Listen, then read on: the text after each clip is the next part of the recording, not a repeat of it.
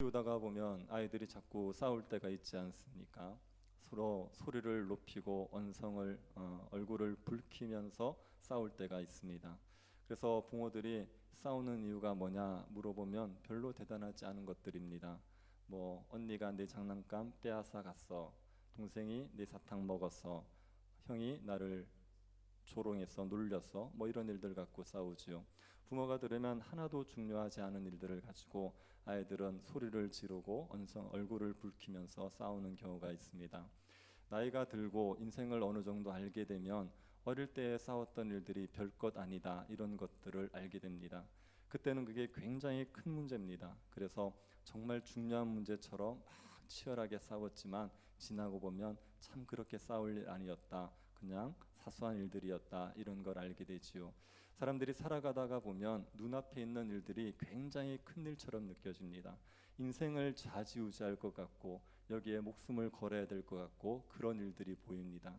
그런데 인생 전체를 한번 조망해 보면 지나서 한 걸음 멀리 떨어져서 보게 되면 저게 그렇게 아우둥바둥 그렇게 애쓸 일인가 하는 생각이 들 수가 있죠.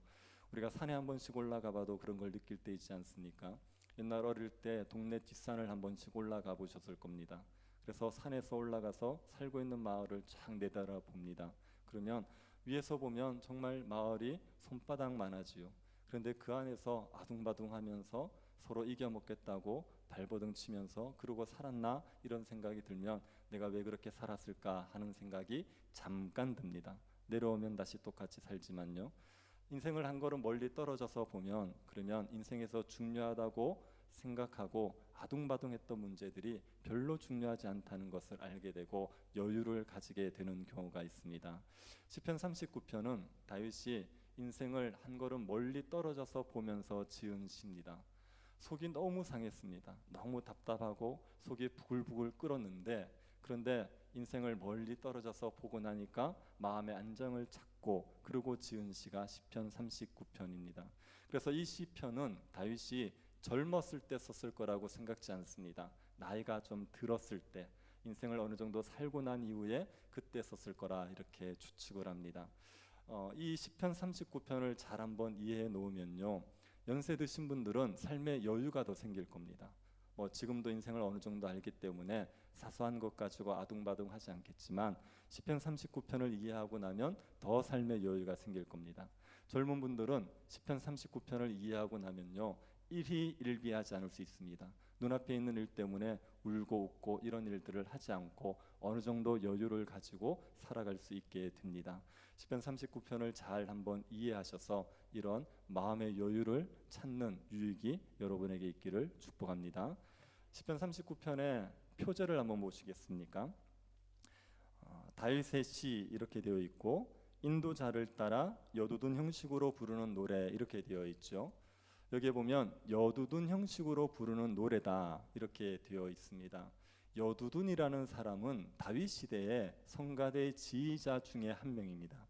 다윗 시대 성가대 지휘자가 세 명이 있었습니다. 아삽, 여두둔, 헤만 이 세 사람이 있었습니다. 그 중에 한 명이 여두둔이지요. 이 세 명의 성가대 지휘자 중에 아삽과 헤만은 시를 지었습니다. 그래서 시편 50편을 한번 보시겠습니까? 시편 50편의 표제를 한번 보십시오. 누가 지었는지. 아삽의 시 이렇게 되어 있죠. 그래서 아삽이 시편을 몇 편을 지었습니다. 그리고 헤만이라는 사람도 시를 지었습니다. 88편을 한번 보십시오. 88편을 한번 보시면 그 표제가 이렇게 되어 있죠.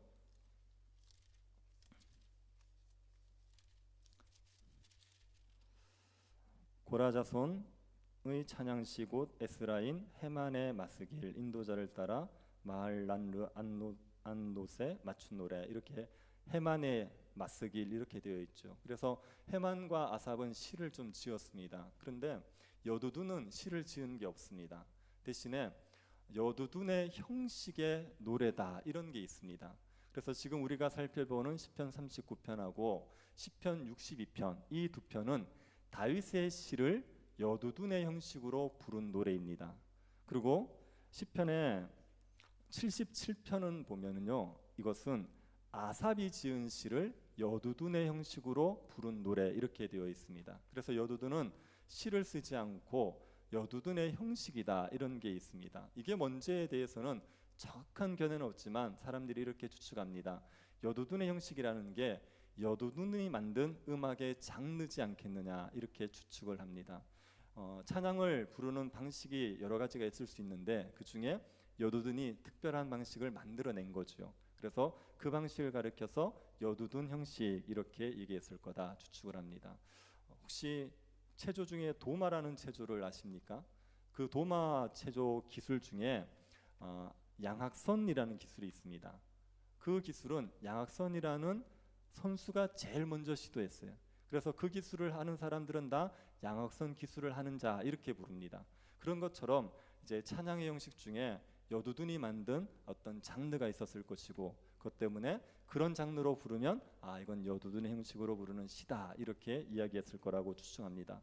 이 39편은 여두둔의 형식으로 불려진 시죠. 다윗이 시를 시작하면서 자신이 침묵을 지키겠다, 침묵하겠다 이런 결심을 밝히고 있습니다. 1절 한번 보십시오. 내가 말하기를 나의 행위를 조심하여 내 여로 범죄하지 아니하리니 악인이 내 앞에 있을 때 내가 내 입에 재갈을 먹이리라 하였도다.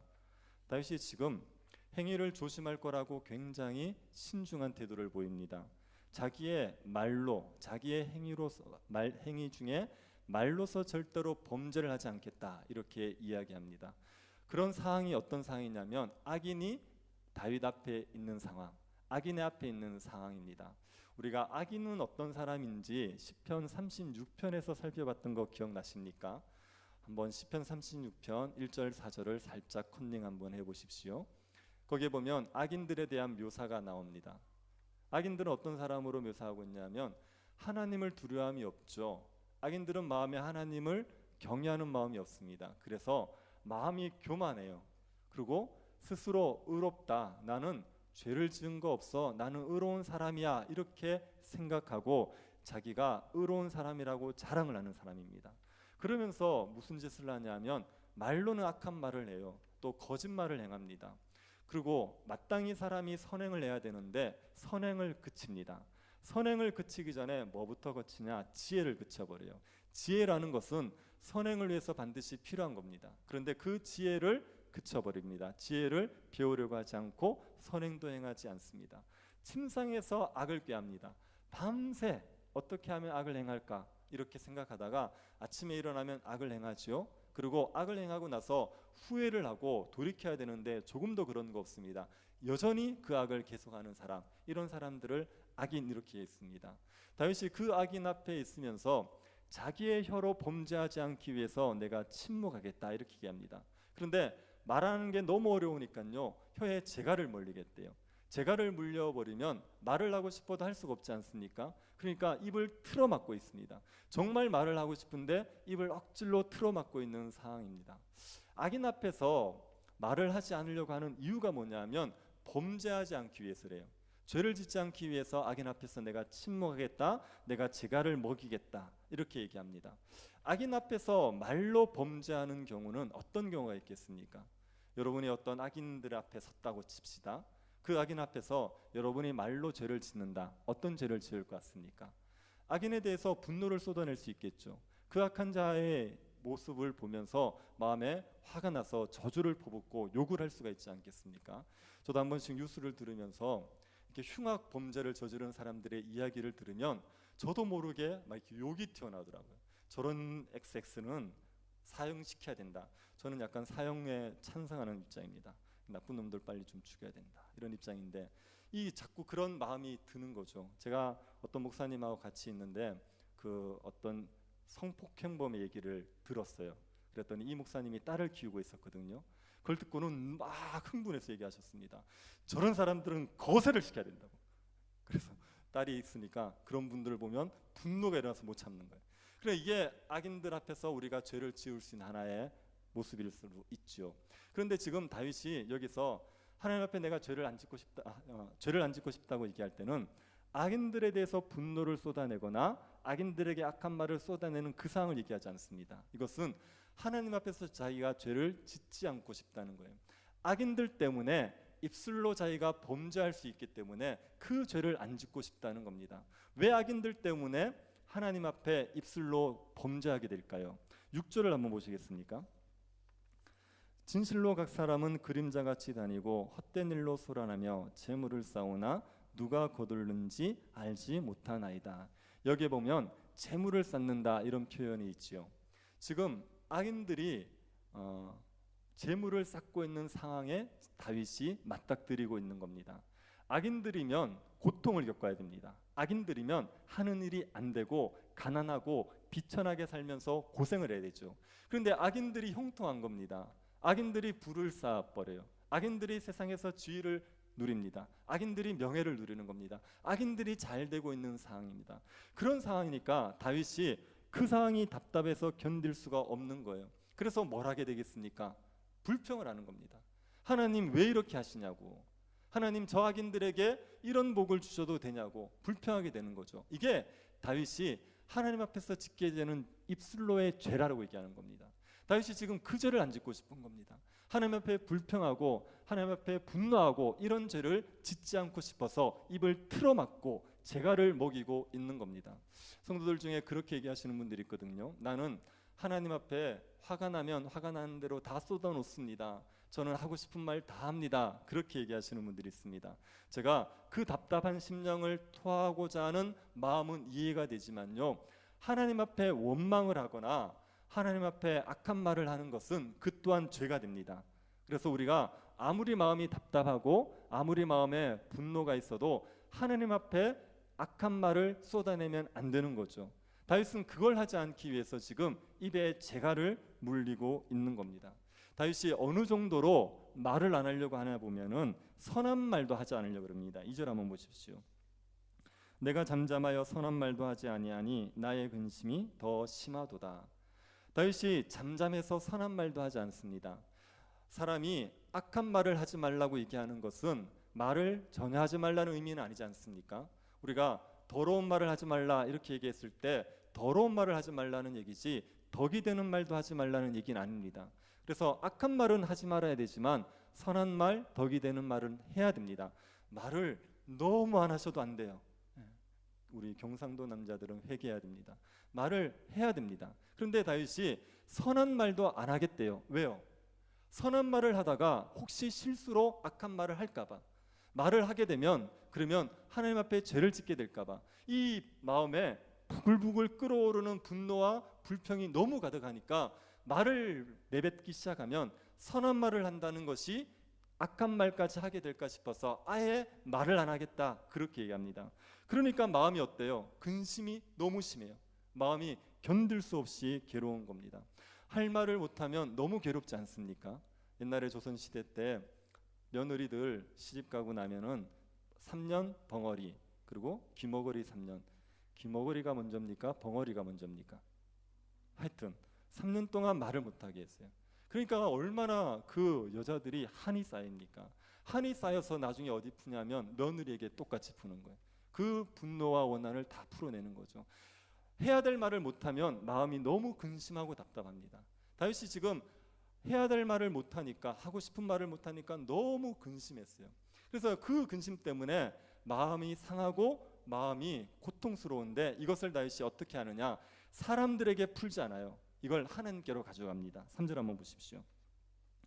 내 마음이 내 속에 뜨거워서 작은 소리로 읊조릴 때에 불이 붙으니 나의 혀로 말하기를. 내 마음이 내 속에서 뜨겁지요. 마음이 부글부글 끓어오릅니다. 이걸 가지고 하나님 앞에 가서 크게 얘기하지 않습니다. 작은 소리로 읊조리는 겁니다. 마치 한나가 성전에서 술 취한 여자처럼 중얼중얼했던 거 있지 않습니까? 한나는 분인나에 의해서 굉장히 괴롭힘을 당했습니다. 분인나는 자식이 있고 한나는 자식이 없었죠. 분인나가 한나의 속을 얼마나 끌고댔는지 모릅니다. 뭐 별말 하지 않았을 거예요. 밥 먹고 있으면 애도 못 낳는 게 밥은 잘 먹네, 그래버리면 속이 뒤집어지는 거죠. 그렇게 분인나의 괴롭힘을 당하다 견디다 못해서 절기 드리고 그러고 나서 같이 식사하던 그 시간에 밥을 포기했습니다. 사람이 밥을 포기하는 건 굉장한 일 아닙니까? 밥을 포기하고 성전에 가서 엎드려서 기도하는데 너무 속이 상해가지고 부르짖지도 못하고 그냥 입만 오물오물하면서 토해내는 거예요. 그래서 엘리가 보니까 이거 술 취한 여자 같아 보이지 않았습니까? 그게 이제 너무 속이 부글부글 끓어서 하나님 앞에 읊조리는 거예요. 다윗이 지금 그렇게 하나님 앞에 읊조리고 있었습니다. 그랬더니 마음에 불이 붙어버렸어요. 이 마음에 불이 붙는다는 게요, 하나님 앞에 마음을 토해내고 있는데 성령이 그 마음 속에서 간구를 쏟아내는 겁니다. 여러분, 기도를 할 때 성령의 간구라는 게 있습니다. 이게 우리가 기도하는 게 아니라 성령께서 우리 안에 기도를 하시는 걸 느낄 때가 있어요. 그래서 어떨 때 보면 아니 어떻게 내가 이런 기도를 했을까 싶은 때가 있지 않습니까? 하나님의 은혜를 막 경험하고 나면 내가 상상하지 못했던 기도가 내 속에서 막 터져 나오는 겁니다. 이게 성령 안에서의 간구입니다. 여러분, 기도는 성령 안에서의 간구가 이루어져야 됩니다. 그래서 기도하기 전에 충분한 시간이 필요한 이유가 여기에 있습니다. 우리가 기도하는 게 아니라 성령이 우리 안에서 기도하시는 그 기도를 드리면요, 하나님과 얼마나 친밀하게 교제하는지 몰라요. 그 기도는 하나님의 뜻에 합당한 기도예요. 어떤 신학자는 기도를 이렇게 표현했어요. 제가 들으면서 정말 무릎을 탁 쳤는데 기도에 대한 표현이 이거였습니다. 예수님의 기도가 자신 안에 일어나게 하는 것. 기도는 내가 합니까? 기도는 주님이 하시는 겁니까? 내가 하는데 주님의 간구가 이루어지게 하는 거예요. 그래서 우리 안에 주님의 기도가 우리의 입술을 통해서 나오면요, 그게 합당한 기도입니다. 바른 기도입니다. 그 기도는 반드시 응답이 되게 되어 있죠. 왜요? 주님의 기도니까. 그 주님의 기도가 우리 안에 일어나게 하는 것, 그걸 기도다 이렇게 표현했습니다. 지금 다윗이 그 기도를 하고 있는 거예요. 자신의 그 답답한 마음을 가지고 하나님 앞에 읊조렸더니 불이 붙어가지고 지금 성령 안에서의 간구, 주님이 하시는 그 기도를 토해내게 되는 겁니다. 다윗이 어떤 기도를 합니까? 이 기도를 한번 잘 보십시오. 4절. 여호와여, 나의 종말과 연한이 언제까지인지 알게 하사 내가 나의 연약함을 알게 하소서. 다윗이 하나님 앞에 간구하기를요, 나의 종말과 연한이 언제까지인지 알게 해달라는 겁니다. 내가 언제 죽는지 이걸 깨닫게 해달래요. 왜요? 나의 연약함을 알기 위해서. 내 인생이, 내 삶이 얼마나 연약하고 얼마나 헛된지를 알게 하기 위해서 나의 죽음, 나의 종말, 이걸 알게 해달라고 이야기하는 겁니다. 우리의 인생을 오래 살고 한참 남았다 생각하면 인생이 굉장히 중요하고 무겁게 느껴지지 않습니까? 그런데 인생이 짧다는 걸 알면, 우리의 죽음이 얼마 남지 않았다는 걸 알면 인생이 얼마나 헛되다, 인생이 얼마나 참 무가치하다, 이런 걸 느끼게 됩니까? 제가 연세 드신 분들 앞에서 이런 얘기하면 정말 안 되지만, 저희가 이제 어른들 많이 상대하면서 이제 연세 드셔서 할 일이 없으신 분들, 또 거동을 잘 못하시는 분들, 그런 분들을 뵈면 예전에는 저 먼 이야기였어요. 저와는 별 상관없는 이야기.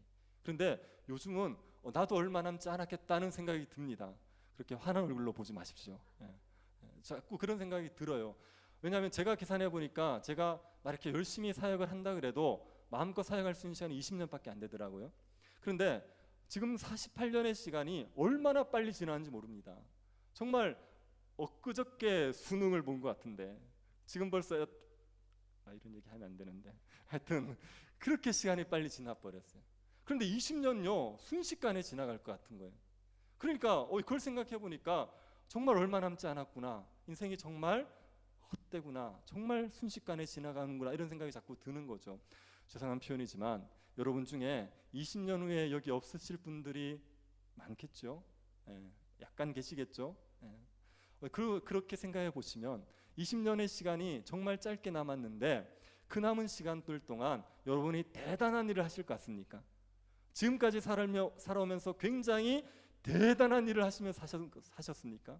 그렇지 않죠. 그런데 남은 생에도 그냥 그만한 일상을 살 거 아닙니까? 그러다가 주님 부르실 때 갈 거거든요. 그렇게 생각하면 인생이 너무 헛되죠. 인생이 별것 아니죠. 지금 다윗이요 이걸 깨닫게 해달라는 거예요. 내 인생이 종말과 연한을 알아서 인생이 얼마나 연약한지, 내가 얼마나 연약한 존재인지, 얼마나 인생이 헛된지 이걸 깨닫게 해달라는 겁니다. 이걸 왜 깨닫게 해달라는지는 나중에 살펴보고 기도를 계속 한번 보시죠. 5절. 주께서 나의 날을 한 뼘 길이만큼 되게 하심에 나의 일생이 주 앞에는 없는 것 같사오니 사람은 그가 든든히 서 있는 때에도 진실로 모두가 헛사뿐이니이다. 주께서 나의 날을 한 뼘 길이만큼 되게 하셨대요. 여러분, 유대인들의 단위 중에 가장 짧은 단위가 손가락 길이랍니다. 손가락 길이만큼 그러면 이제 되게 짧은 단위예요. 여러분 손가락 길이 한번 재보십시오. 보통 7, 8cm 될 겁니다. 저는 좀 깁니다. 9cm. 그런데 얼마 되지 않죠. 근데 요거보다 좀 긴 게 손바닥이에요. 한 뼘. 근데 지금 다윗이요, 인생을 한 뼘 길이밖에 안 되게 했대요. 인생이 7, 80, 90, 100을 살았는데 그게 한 뼘 길이밖에 안 된대요. 그래서 인생이 얼마나 주 앞에 없는 것 같은지를 깨닫게 해달라는 겁니다. 우리의 인생이 우리가 보기에는 굉장히 중요하고 길고 가치가 있지 않습니까? 근데 하나님 보시기에 우리의 인생이라는 게 없는 것 같지 않겠습니까? 이렇게 무드셀라처럼 한 1000년 정도 살면 하나님의 눈에 좀 띄일까? 100년 살아가지고 7, 80년 살아가지고 하나님 눈에 띄기나 하겠습니까? 그러니까 인생이 없는 것 같은 거예요. 그 짧은 인생, 그 짧디 짧은 인생, 없는 것 같은 인생을 우리가 살고 있다, 이걸 깨닫게 해달라는 거예요. 그러면서 이런 표현을 합니다. 그가 든든히 서 있는 때에도 진실로 모두가 허사뿐이다. 그가 든든히 서 있다. 사람이요, 든든히 서 있죠. 인생을 살아가면서 든든하게 산다고 얘기할 수 있어요. 먹고 사는데 어려움 없고요, 세상에서 나름대로 지위도 있고 명예도 있고 나름대로 성공한 인생을 살았을 수 있습니다. 든든하게 살았을 수 있어요. 그런데 그래봐야 그것은 모두 허사뿐인 거예요. 그렇게 살았던 인생, 100년밖에 못 산 인생에 좀 든든하게 살았을지라도 그건 아무런 의미 없다, 헛되다, 이렇게 얘기하는 겁니다. 이거 솔로몬이 그렇게 전도서에서 강조했던 거 아닙니까? 사람이 많은 사업을 한들 그게 무슨 의미가 있느냐? 헛되다. 죽고 나면 아무 의미 없다.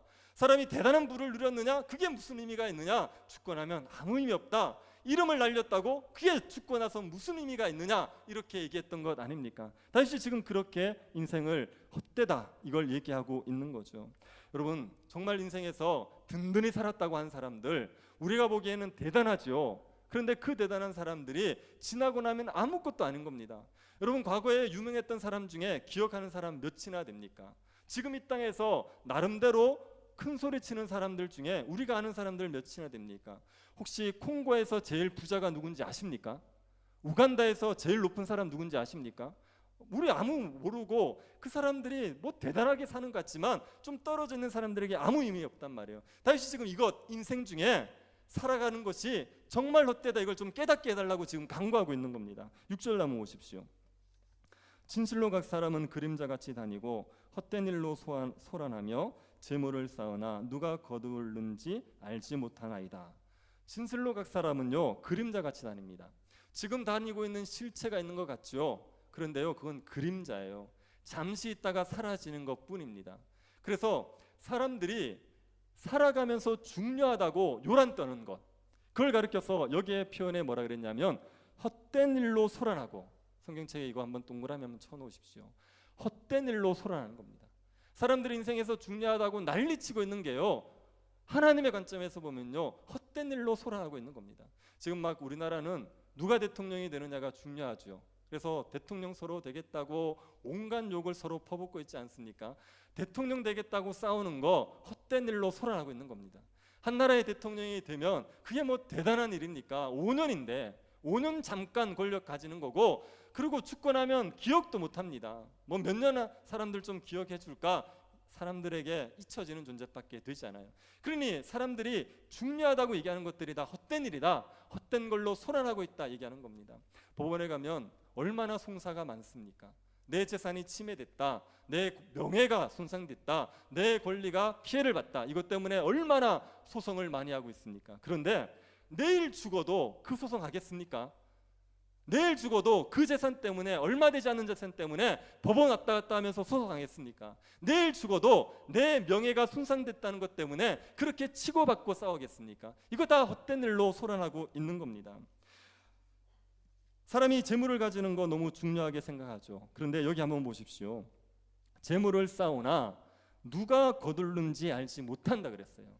재물 잔뜩 쌓아두면 그걸 누가 가져갈지 어떻게 합니까? 우리가 죽을 때 재물을 가져가는 거 아니잖아요. 놔두고 갈 텐데 그 재물이 누구 것 될지 어떻게 합니까? 기껏 쌓아놨더니 자식이 그거 가지고 노름판에 가서 노름하는데 판돈으로 쓰고 있습니다. 기껏 재물을 쌓아놨더니 자식들이 그걸 가지고 싸우고 있어요. 어떻게 될지 모르는 거예요. 그러니 그 재물을 쌓는 게 그게 무슨 의미가 있냐, 이렇게 이야기하고 있습니다. 지금 여러분, 이게 다윗의 기도 내용이에요. 지금 어떤 상황에서 기도했는지 기억하십시오. 악인이 형통한 상황 속에서 다윗이 지금 하나님 앞에 침묵하면서 아무 얘기하지 않겠다 그러고는 조용히 기도한 내용이 이 기도의 내용입니다. 뭘 알게 해달라 그러냐면요, 인생이 얼마나 허무한지, 인생이 얼마나 헛된지를 알게 해달라 그러고 그렇게 기도하고 있어요. 이 기도를 왜 하겠습니까? 이유가 뭔지 아시겠습니까? 지금 다윗이 이 기도를 하는 이유는 악인들의 형통을 부러워하지 않고 싶은 거예요. 악인들의 형통 때문에 불평하고 싶지 않은 겁니다. 여러분, 악인들이 형통하다고 말할 때 그 형통은 어떤 걸 말하는 겁니까? 악인들이 뭘 가지는 거죠? 부를 가지는 겁니다. 악인들이 지위를 가지는 거예요. 악인들이 명예를 가지는 거예요. 그게 악인들의 형통이란 말이에요. 이걸 보면서 마음에 불평이 일어나죠. 마음에 분노가 일어나죠. 왜요? 나도 갖고 싶거든요. 그 부와 지위, 명예 이런 걸 나도 탐나거든요. 그걸 가지지 못하니까 나도 가지고 싶은데 악인들은 가지는데 나는 못 가지니까, 그러니까 화가 나는 거예요. 그러니까 분노가 나는 겁니다. 여러분, 예수 믿는 나는 그냥 새방에 산단 말이에요. 예수 안 믿는 사람은 펜트하우스에 살아요. 살아보질 않아서 잘 모르겠어요. 그런데 그걸 보고 있으면, 아니 예수 믿는 나는 이렇게 살도록 두고 왜 예수 안 믿는 저 아줌마는 저렇게 잘 살게 두냐, 이게 화가 나는 이유는 뭡니까? 그렇게 좋은 집에 사는데 가치를 부여해서 그래요. 이게 괜찮은 거고 이게 좋은 거라는 가치를 부여하니까 내가 저걸 가지고 싶은데 하나님이 나한테는 안 주고 저 예수 안 믿는 사람에게 주니까 화가 나는 거예요. 그러니까 분노가 일어나는 겁니다. 부모님이 돌아가실 때 재산을 자식들에게 나눠줄 때 잘 나눠줘야 되죠. 어떤 자식이 부모님을 잘 모셨다고 합시다. 잘 모셨는데 부모님이 부모를 잘 모신 자식한테는 재산을 많이 안 줬어요. 그런데 부모를 잘 모시지 않은 자식에게는 재산을 많이 줬다 합시다. 그때 부모를 잘 모셨던 자녀가 화가 납니다. 왜 화가 납니까? 재산이라는 건 가치가 있잖아요. 그걸 나도 갖고 싶은데 받을 만한 나는 안 주고 받을 짝이 없는 쟤한테 많이 줬다 싶으니까 화가 나는 거란 말입니다. 그런데 부모님이 돌아가시면서 부모님이 입던 옷, 그리고 낡은 가구, 그리고 쓰레기, 이런 것들을 부모를 잘 모시지 않았던 자녀에게 많이 줬다고 합시다. 그러면 부모가를 잘 모셨던 자식이 그것 때문에 화를 냅니까? 안 냅니까? 안 내죠. 왜요? 그건 가치가 없잖아요. 부모님 입던 옷 입으실 겁니까? 부모님이 쓰던 가구 그거 버릴 거지. 쓰레기들 이런 것들은 다 가치 없는 거예요. 그래서 이걸 많이 주면 주지 않았다고 해서 그것 때문에 불평하지 않는단 말이에요. 그런데 내가 가치 있다고 하는 것을 생각하는 것들을 나에게 많이 안 주면 그게 화가 나고 불평거리가 되는 거죠. 악인들은 땅의 것들을 많이 가져요. 의인이 이걸 보면 화가 나는 겁니다. 왜 저 가치 있는 걸 왜 저 악인들에게 주냐고. 저걸 나에게 줘야지. 하나님 나에게 부를 주고 나에게 지혜를 주고 나에게 명예를 주셔야지 왜 저 악인들에게 저런 걸 줍니까? 이렇게 얘기하는 거예요. 다윗이 그 상황 속에서 불평이 막 끓는데 뭘 기도하냐면, 하나님 저 인생을 멀리 좀 보게 해주십시오. 인생을 멀리 보고 인생이 얼마나 헛된지를 알게 해주십시오. 그래서 부와 지위, 명예 이런 것들이 무가치하고 그런 것들이 의미 없다는 걸 깨닫게 해주십시오. 이 기도를 지금 하고 있는 겁니다. 내가 돈을 많이 가지고 내가 지위를 가지고 내가 명예를 가지는 것들, 대통령 되고 재벌 되고 스타가 되고 이런 것들이 이 덧없는 인생 속에 아무 의미 없다, 이런 걸 알게 해달라는 거예요. 그래야지 불평이 안 나오거든요. 악인들은 그것들을 가지고 있지만 나는 그걸 못 가지고 있지만, 그러나 그것들이 가치 없기 때문에 그것들을 부러워하지 않고 불평하지 않을 수 있기를 원해서, 그래서 인생을 멀리 보면서 사람들이 가치 있다고 말하는 세상의 것들이 무가치하고 무의미한 것인 것을 알게 해주십시오. 그렇게 간구하고 있는 겁니다. 이 다윗의 기도가 이해가 되십니까? 네. 그렇게 기도했더니 다윗의 안목이 열렸어요. 그래서 악인들이 형통한 것, 악인들이 땅의 것들을 가지는 거, 그런 거 부러워하지 않게 됐습니다. 그런 것들이 무의미하다는 걸 알았으니까요. 그러고 나니까 다윗에게 소중한 게 무엇이겠습니까? 7절 한번 보십시오. 주여, 이제 내가 무엇을 바라리요? 나의 소망은 주께 있나이다. 나의 소망이 주께 있다는 고백밖에 나오지 않는 거예요. 이 땅에서 세상 사람들이 가지는 그것들이 무의미하다는 걸 아니까, 인생이 얼마나 더덥다는 것을 아니까 소망은 주님밖에 없는 거예요. 하나님과의 바른 관계가 가장 중요한 겁니다.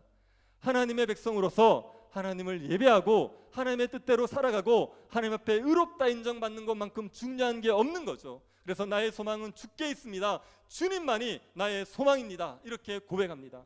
그러고 나니까 어떤 문제가 제일 심각한 문제가 되냐면요, 죄가 가장 심각한 문제가 돼요. 8절 한번 보십시오. 나를 모든 죄에서 건지시며 우매한 자에게서 욕을 당하지 아니하게 하소서. 다윗이 지금 자기를 죄에서 건져달라고 말하죠. 왜요? 죄가 하나님과의 관계를 막거든요. 하나님과의 교제를 단절시켜 버리거든요. 죄 때문에 하나님과의 친밀한 교제를 못 누리거든요. 땅의 것들은 의미가 없으니까, 하나님과의 바른 관계가 가장 중요하고 나니까, 그러니까 죄를 피하고 싶은 겁니다. 죄에서 벗어나고 싶은 겁니다. 죄의 문제를 해결받고 싶은 겁니다. 나를 죄에서 건져내어 주시고 내가 죄를 지어서 우매한 자들, 하나님을 인정하지 않는 자들에게 수치당하는 그런 인생이 되지 않게 하여 주십시오. 이렇게 간구하게 되는 겁니다. 다윗은 하나님이 자기를 징계하시더라도 자기에서 죄의 문제가 해결되기를 바라요. 9절 한번 보십시오. 내가 잠잠하고 입을 열지 아니함은 주께서 이를 행하신 까닭이니이다. 하나님이 지금 다윗을 징계하고 있습니다. 그런데 그것 때문에 불평하지 않아요. 왜요? 하나님께서 행하시는 일이기 때문에. 하나님, 나를 징계해서라도 나를 이 죄에서 건져내어 주십시오. 이 죄에서 나를 벗어나게 하여 주십시오. 이게 다윗의 간구입니다. 다윗이 간절히 구하는 간구의 절정인 13절 한번 보십시오. 13절 같이 한번 읽어봅시다. 주는 나를 용서하사 내가 떠나 없어기 전에 나의 건강을 회복시키소서. 주님, 나를 용서하여 주십시오. 나를 이 죄의 문제에서 벗어나게 하여 주십시오. 그래서 나의 건강을 회복시켜 주십시오. 어떤 분들은 이게 다윗이 병들었기 때문에 하는 간구라고 얘기하는 분도 있지만, 그런 의미보다는 다윗이 건강을 구하는 것은 신자로서의 충만함을 구하는 겁니다. 죄의 문제에서 벗어나서 제가 신자의 충만함을 누리고 싶습니다. 이 땅에서 부를 누리고 싶지 않고, 이 땅에서 명예를 누리고 싶지 않고, 이 땅에서 높은 지위에서 떵떵거리고 사는 걸 부러워하지 않고, 저는 주님의 백성으로서 하나님이 주시는 충만함, 하나님 백성만이 누릴 수 있는 그 부요함을 누리고 싶습니다. 저를 죄에서 건져내어 주십시오. 저의 죄가 해결되게 하여 주십시오. 주님의 백성으로서의 충만함을 마음껏 누리며 살게 하여 주십시오. 이게 다윗의 간구란 말입니다. 여러분, 이 간구를 하십시오. 자꾸 세상 사람들이 잘 나가고 있는 거 부러워하지 마십시오. 그 얘기는 땅의 것들에 자꾸 가치를 부여하고 있다는 말입니다. 재물에, 부에, 명예에, 권력에 자꾸 가치를 부여하니까, 그러니까 그것들을 못 가지는 게 부러운 거예요. 그것들을 못 가지면 자기는 실패자인 것처럼 느껴지는 겁니다. 그런 것들이 중요한 게 아니라 우리 인생에 중요한 것은 하나님 백성이 되었다는 사실이 중요한 겁니다. 우리가 구원을 받았다는 사실이 중요한 겁니다. 하나님을 예배하고 영생의 복을 누리고 부활의 소망을 가지고 살아갈 수 있게 됐다는 게 우리에게 중요한 거죠. 땅의 것들이 중요한 게 아니라 하나님의 나라 위의 것들이 우리에게 중요한 겁니다. 이것들의 가치를 부여하고 하나님 앞에 바르게 살기를, 하나님께 의롭게 살기를 힘쓰시기를 바랍니다. 가장 두려워하고 피할 것이 뭐냐면 죄를 피하는 거예요. 죄의 문제가 우리로 하여금 하나님과의 교제를 막아버리니까 이 죄의 문제를 피하셔야 됩니다. 세상에서 부를 누리면서 죄를 지어야 된다 그러면 부를 포기하십시오. 부를 포기하고 거룩을 추구하는 게 여러분이 훨씬 복되게 살아가는 방식입니다. 대장동 때문에 나라가 난리가 났지 않습니까? 그거 제사 사업자 한번 잘해가지고 5천억씩 벌었어요. 근데 그 안에 불법이 5천억이 맞는지 모르겠지만 하여튼 수천억을 벌었습니다. 그 안에 불법이 있었을 거라고요. 그런데 여러분에게 만약 그런 제의가 왔을 때 약간의 불법을 저지르면, 아니 불법을 많이 저지르면 그러면 수천억, 수조를 벌 수 있었다고 했을 때 그때 그 제안을 수락하시겠습니까? 아니요, 저는 조금도 그럴 마음 없습니다. 그거 가지고, 그 불을 가지고 근심을 겸하여 가지면서 하나님의 임재를 못 누리고 사느니 차라리 마른 떡 하나 가지고 하나님을 예배하면서 하나님과 동행하며 살겠습니다. 그게 훨씬 더 복된 삶이라고 믿습니다. 그러니 여러분, 주님과 동행하는 삶이 가장 복된 삶이라는 걸 믿으시고 땅의 것들을 가지지 못하는 것 때문에 불평하거나 부러워하지 마십시오. 하나님과 동행하는 이 삶을 귀하게 여기시고 죄를 실어버리시고 날마다 주님과 친밀한 교제를 누리시면서 하나님 나라의 이 부요함, 주의 백성들을 많이 누리는 의와 평강과 희락, 이것들을 마음껏 누리며 살아가는 주의 백성들 될 수 있기를 간절히 바랍니다. 우리의 소망이 되어주시는 하나님께 감사드립니다. 손바닥 길이밖에 되지 않는 인생길에서 세상 것들에 우리의 소망을 두지 말게 하여 주시고 하나님께만 소망을 두게 하여 주옵소서. 하나님을 두려워하지 않는 악인들이 세상의 것들을 가진다고 부러워하거나 분노하지 말게 하여 주시고 하나님께만 소망을 두고 주님 앞에 거룩하게 사는 것을 그 무엇보다 귀히 여기는 주의 백성들 되게 하여 주옵소서. 걸어가신 예수님 이름으로 기도드립니다. 아멘.